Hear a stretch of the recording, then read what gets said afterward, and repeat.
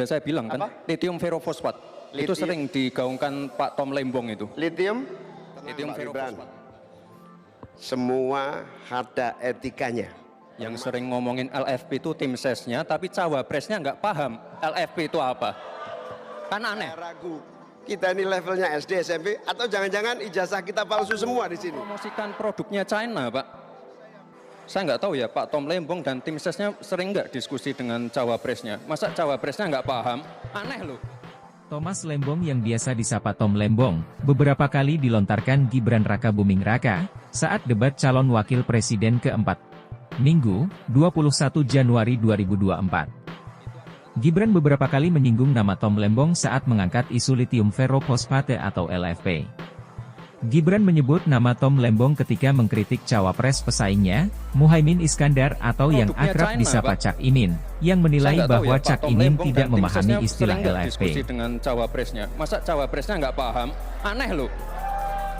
Thomas Trikasih Lembong yang akrab disapa Tom Lembong, merupakan seorang mantan Kepala Badan Koordinasi Penanaman Modal, BKPM, dan Menteri Perdagangan. Pria yang lahir di Jakarta ini pernah menjabat sebagai Kepala BKPM dari 27 Juli 2016 hingga 20 Oktober 2019. Ia meraih gelar A, Bachelor of Arts, dalam program studi Arsitekture and Urban Design dari Harvard University pada tahun 1994. Tom Lembong pernah mengepalai divisi dan menjadi Senior Vice President di Badan Penyihatan Perbankan Indonesia, BPPN. Setelahnya, Tom Lembong bekerja dengan Principia Management Group sebagai investment banker. Tom Lembong tercatat pernah mendirikan Kufat Capital, sebuah perusahaan investasi yang mengelola dana lebih dari 500 juta dolar Amerika. Perusahaan investasi ini mengelola 11 perusahaan portofolio di berbagai sektor, termasuk logistik kelautan, konsumen, dan keuangan. Ini yang mengagetkan. Jadi kalau tebak-tebakan, ya bukan di sini levelnya. Di sini adalah kebijakan kita untuk memimpin negara. Bapak Muhaimin, waktu Anda habis. Terima kasih. Selanjutnya kami persilakan kepada calon wakil presiden nomor urut 2, Bapak Gibran Rakabuming Raka untuk menanggapi. Waktunya 1 menit dimulai saat Bapak berbicara. Silakan. Ini agak aneh ya.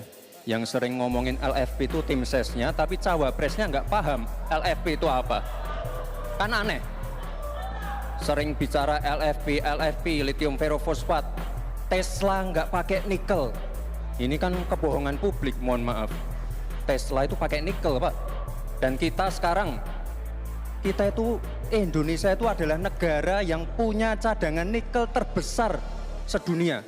Ini kekuatan kita, ini bargaining kita. Jangan malah membahas LFP. Itu sama saja mempromosikan produknya China, Pak.